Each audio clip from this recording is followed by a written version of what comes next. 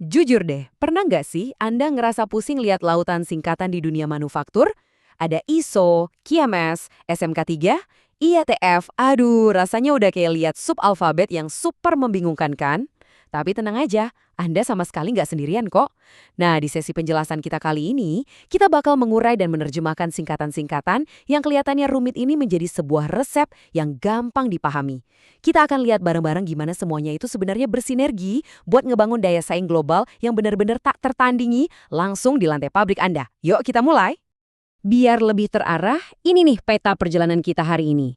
Kita bakal mulai dari ngebahas resep rahasia, terus lanjut ke fondasi kualitas ISO 9001, cara menjaga lingkungan dan manusia, standar emas otomotif, 5 langkah implementasi yang praktis, dan ditutup dengan gimana ini semua jadi investasi masa depan.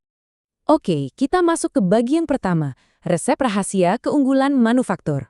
Coba deh bayangin sebuah restoran bintang 5. Gimana caranya mereka bisa nyajiin rasa yang selalu konsisten enak setiap harinya ke ribuan pelanggan?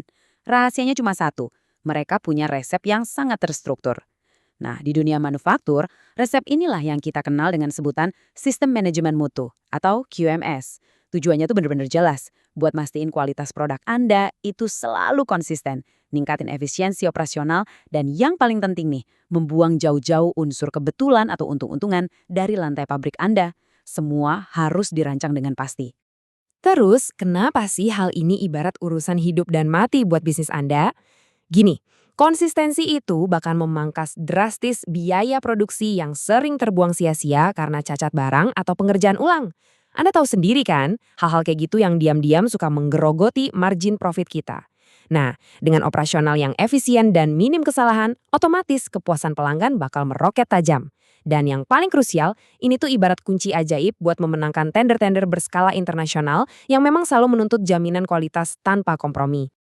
Lanjut ke bagian kedua, fondasi kualitas ISO 9001. Ini dia bahan dasar dari segalanya.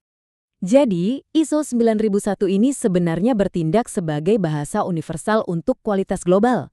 Bayangin, kalau Anda berbisnis dengan pihak dari negara manapun, mereka pasti langsung paham bahasa ini.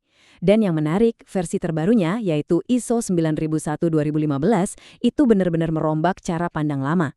Standar ini bukan lagi sekedar tumpukan dokumen prosedur kaku yang bikin pusing, tapi lebih mengedepankan pemikiran berbasis risiko. Kualitas sekarang bukan lagi cuma tugas eksklusif anak-anak quality control di ujung pabrik sana, tapi udah jadi tanggung jawab langsung yang terintegrasi, mulai dari top management sampai ke teman-teman operator mesin di lapangan. Semuanya ikut andil. Masuk ke bagian 3. Menjaga lingkungan dan keselamatan manusia. Pabrik yang hebat itu pantang hukumnya merusak lingkungan sekitarnya. Setuju kan? Nah, disinilah ISO 14001 ambil peran sebagai kerangka kerja sistematis buat mengelola jejak ekologis perusahaan Anda. Khususnya buat industri yang padat energi atau yang ngasilin limbah B3, standar ini tuh benar-benar berfungsi layaknya tameng pelindung. Dia bakal mastiin kepatuhan regulasi lingkungan Anda berjalan efisien, sekaligus ngebangun citra perusahaan yang bertanggung jawab dan ramah lingkungan. Ini nilai plus banget loh di mata investor global. Nah, kalau untuk urusan nyawa dan keselamatan pekerja, kita punya 2 standar utama nih. Di satu sisi, buat kita di Indonesia, ada SMK3. Ini regulasi wajib dari pemerintah buat perusahaan dengan lebih dari 100 karyawan atau yang punya resiko tinggi. Fokus utamanya kuat banget di pencegahan kecelakaan dasar. Tapi di sisi lain, kalau kita ngomongin standar global, ada ISO 4501000. Standar ini ngelihat keselamatan dari kacamata yang jauh lebih luas. Nggak cuma soal mencegah kecelakaan fisik, tapi juga gimana pekerja bisa ikut partisipasi aktif dan mengevaluasi dampak operasional kita terhadap masyarakat di sekitar pabrik. Paham bedanya kan? Memahami hal ini benar-benar kunci buat ngelindungin aset paling berharga Anda, yaitu manusia. Sekarang kita lompat ke bagian 4, standar emas industri otomotif. Buat Anda yang pabriknya nyuplai komponen untuk mobil, dengerin baik-baik. IATF 16949 ini sifatnya harga mati. Kenapa? Karena di jalan raya, kegagalan satu komponen sekecil apapun, akibatnya bisa sangat fatal.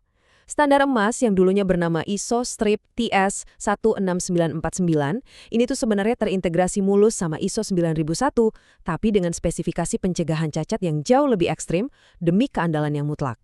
Anggap aja IATF 16949 ini sebagai tiket VIP yang wajib banget Anda pegang kalau pabrik Anda pengen tembus dan masuk ke jaringan rantai pasok OEM, pabrikan otomotif raksasa dunia.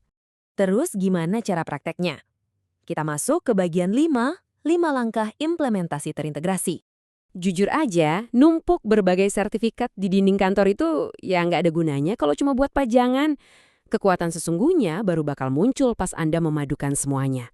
Menggabungkan fondasi kualitas dari ISO 9001, manajemen lingkungan dari ISO 14001, dan perlindungan keselamatan dari SMK 3 atau ISO 45001, jadi satu sistem manajemen yang terpadu. Nah, itu baru namanya langkah jenius. Pabrik yang berhasil mengimplementasikan sinergi ini bakal bergerak mulus banget, layaknya mesin yang masih sempurna. Hasilnya, produk berkualitas tinggi, operasional yang hijau, dan lingkungan kerja yang aman. Semuanya bisa jalan barengan. Lalu pertanyaannya, dari mana seorang plan manager harus mulai? Tenang, ada 5 langkah konkret yang bisa langsung Anda garap sekarang juga. Pertama, komitmen. Harus ada kebijakan K3 dan mutu secara tertulis dari pimpinan tertinggi. Nggak boleh cuma sekedar omongan. Kedua, identifikasi. Evaluasi itu setiap potensi bahaya, mulai dari mesin sampai bahan kimia di lapangan. Ketiga, bikin SOP dan lakuin pelatihan rutin yang disiplin, kayak simulasi keadaan darurat misalnya. Keempat, siapin fasilitas fisik yang mumpuni, pastikan jalur evakuasi jelas dan kotak P3K lengkap. Dan yang kelima, pantau terus-menerus lewat evaluasi dan audit rutin. Gimana? Praktis dan terstruktur banget kan? Dan akhirnya, kita sampai di bagian 6, investasi strategis untuk masa depan. Inilah dia hasil akhir dari racikan resep manufaktur kita tadi. Sebuah pabrik yang jauh lebih tangguh, lebih kompetitif, dan pastinya lebih berkelanjutan. Kualitas, keselamatan kerja, dan perlindungan lingkungan itu tolong jangan lagi dianggap sekedar rintangan birokrasi atau kepatuhan yang cuma buang-buang waktu operasional. Sama sekali bukan, ini adalah pendorong strategis Anda. Menerapkan sistem ini secara terintegrasi bakal memangkas resiko operasional pabrik Anda secara drastis dan benar-benar nyiapin bisnis Anda buat ngadepin masa depan global yang penuh ketidakpastian. Sebagai penutup sesi kita kali ini, saya mau ninggalin satu pertanyaan penting buat Anda. Coba renungkan, apakah selama ini Anda masih menganggap standar-standar tadi sekedar beban regulasi yang cuma ngerepotin? Atau Anda udah siap memanfaatkannya sebagai investasi strategis paling berharga buat keberlanjutan bisnis? Coba deh ubah pola pikirnya mulai dari sekarang dan saksikan sendiri gimana kerangka kerja ini bakal mentransformasi pabrik Anda menuju keunggulan manufaktur kelas dunia.